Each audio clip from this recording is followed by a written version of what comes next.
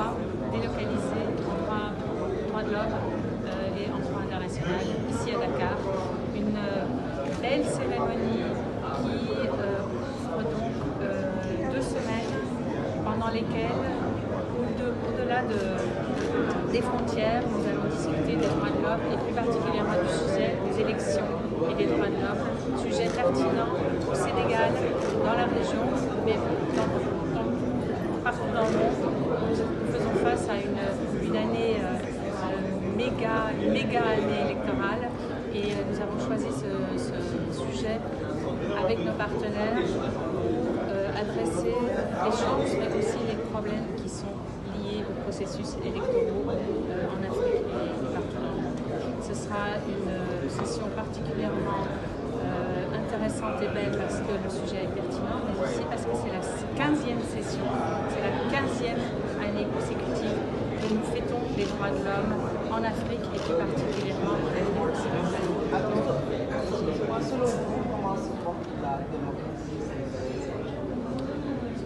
La démocratie sénégalaise a été mise à l'épreuve cette année, plus particulièrement, comme nous le savons tous, et c'est pour ça d'ailleurs que nous avons choisi ce sujet. En fait, c'était un clin d'œil au Sénégal en choisissant ce sujet.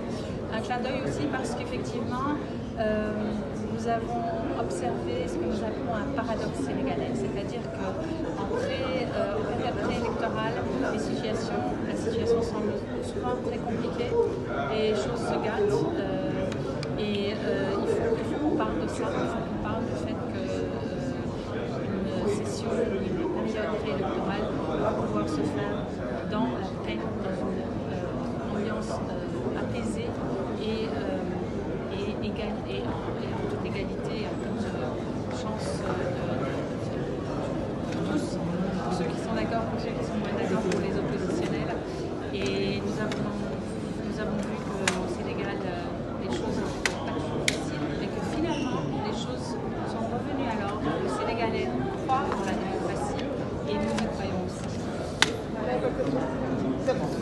Amsatou Sidibé, présidente de la Commission nationale des droits de l'homme Sénégal. C'est une formation, c'est la 15e session d'ailleurs, dont l'objectif principal est de renforcer les capacités d'un certain nombre d'acteurs. Les acteurs de la société civile, les forces de défense et de sécurité, les organisations des droits humains, les personnes de façon générale.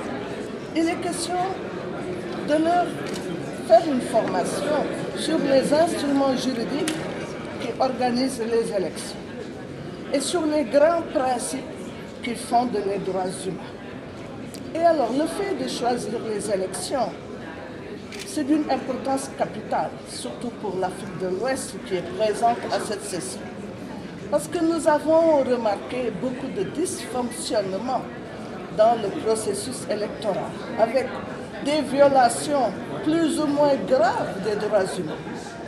Eh bien, cette formation va permettre donc de renforcer les capacités sur c'est quoi les engagements qui ont été pris par les États. Parce que les États prennent des engagements à travers les traités, les conventions, etc., etc. Et alors, à partir de ces engagements, chacun peut obliger un État à respecter ce qui est dit dans les traités. Et c'est ça qui est fondamental. Savoir les grands principes des droits humains, connaître les instruments qui fondent le droit électoral et amener la société civile, les citoyens, les forces de défense et de sécurité, tout le monde à faire respecter ces droits. Alors c'est d'autant plus important que l'élection en tant que telle est un droit fondamental de la personne humaine. J'ai toujours dit que la première catégorie de droits humains qui a été organisée par la communauté internationale, c'est les droits civils et politiques.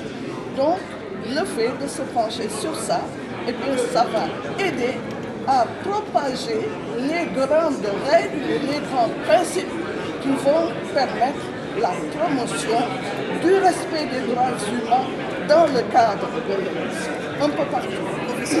Votre question est un peu difficile. Les engagements ne sont totalement respectés nulle part. Et l'objet de cette formation, justement, c'est d'amener les États à prendre conscience de leurs responsabilités. Parce que les instruments juridiques, les grands principes, bien, font savoir aux États que ce que les acteurs demandent, c'est exigible, parce qu'ils sont responsables.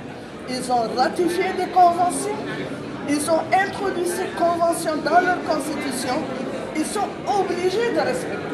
Donc il y a une obligation, non pas de moyens, mais de résultats. Donc voilà.